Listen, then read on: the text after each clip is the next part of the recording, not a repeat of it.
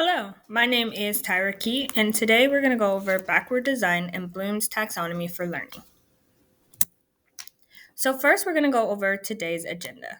In today's agenda, we're going to go over why backward design and where it got its name, and the three stages of Wiggins and McTee UBD framework, the six levels of Bloom taxonomy, and applying Bloom's taxonomy and backward design into a project.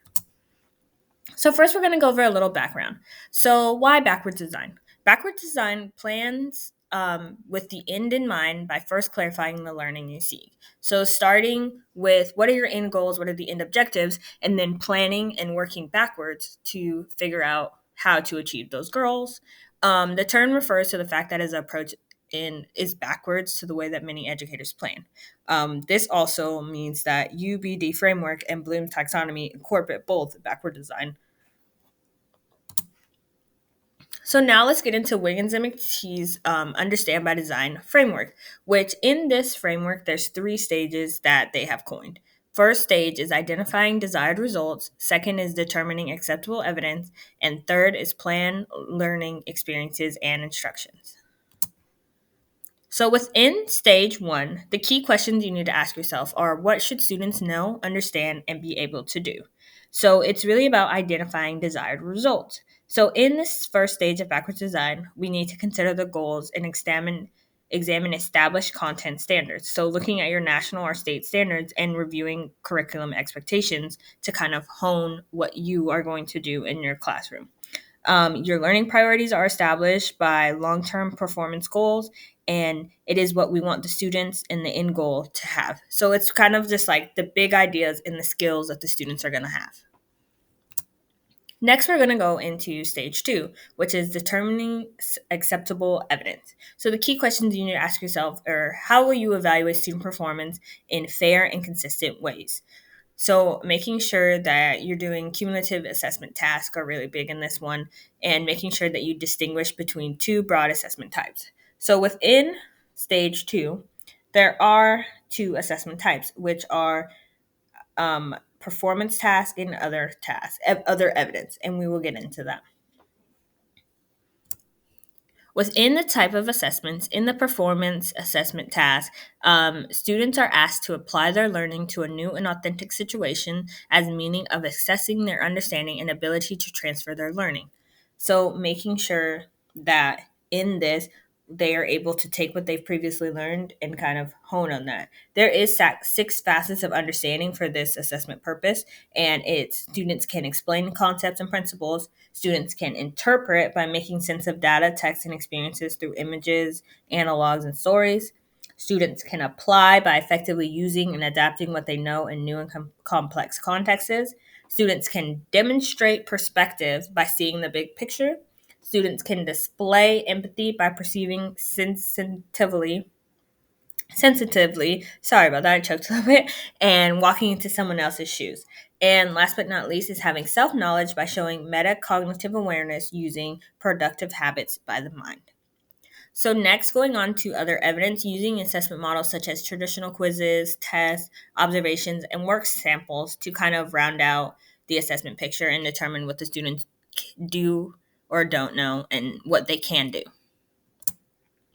So next we're going to go into stage three. And stage three is plan learning experiences and instruction. And it's just basically learning events, projects, portfolios, learning. The key question is how will we support learners as they come to understand important ideas? So kind of just regurgitating that information and making sure that students really know that information. So the teacher needs to plan appropriate lessons and learning activities to address the three different types of ideas and goals identified. So really making sure you're hitting on each goal.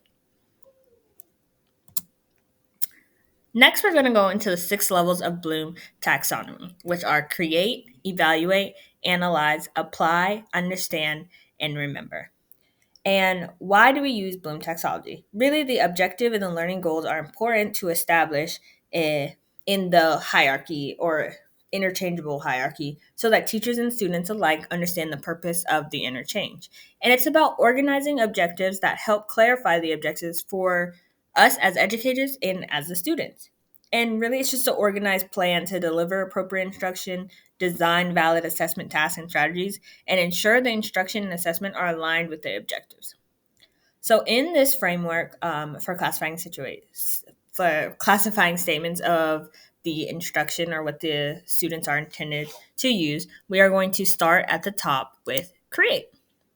So, create is essentially the ability to innovate and produce new knowledge. So, having those takeaway pieces in their knowledge. So, takeaway pieces can be instructional pieces, it can be video images, it could be any of those sorts of things. Next, we're going to go down and go to evaluate, which is the ability to judge, reason, or critique. So, really critiquing the students, giving feedback, giving timely feedback, and kind of supporting the students on their journey of knowledge. Next, we're going to go into analyze, which is the ability to organize, differentiate, and attribute. So that is creating charts. And for me, that's creating Excel spreadsheets of maybe like the schools and the teachers I've reached out to and kind of seeing, putting on my spreadsheet who has some highly effective teachers, who doesn't have highly effective teachers, who have I gone and seen, who have I not. Next, we are going down to apply, and apply is essentially the ability to perform an unfamiliar task by applying previous knowledge to a new situation or problem. So it's really demonstrating that task and then implementing that task, maybe in your classroom or in your work setting.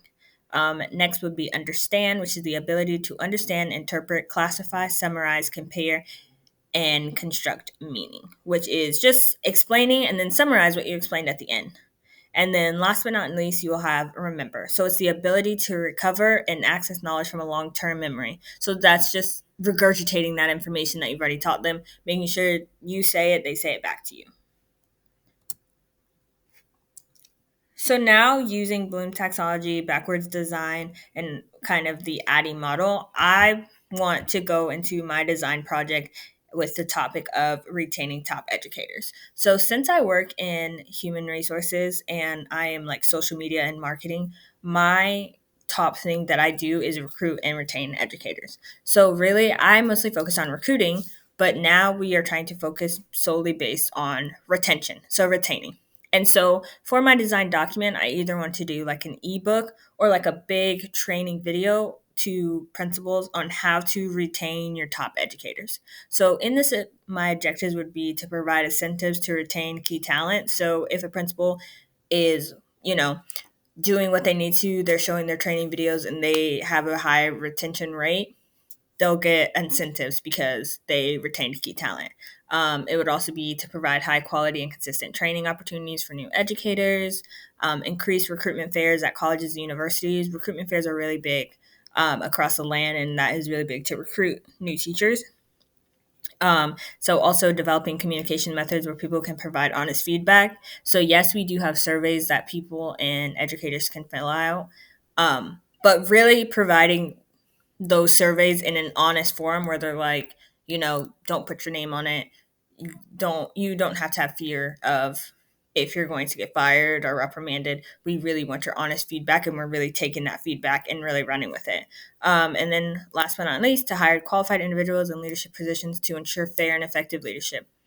Everybody knows that if you have a good leader, you want to work harder for them, or you at least want to come to work. So really making sure we have the right principles in the right spot to kind of drive that retention rate.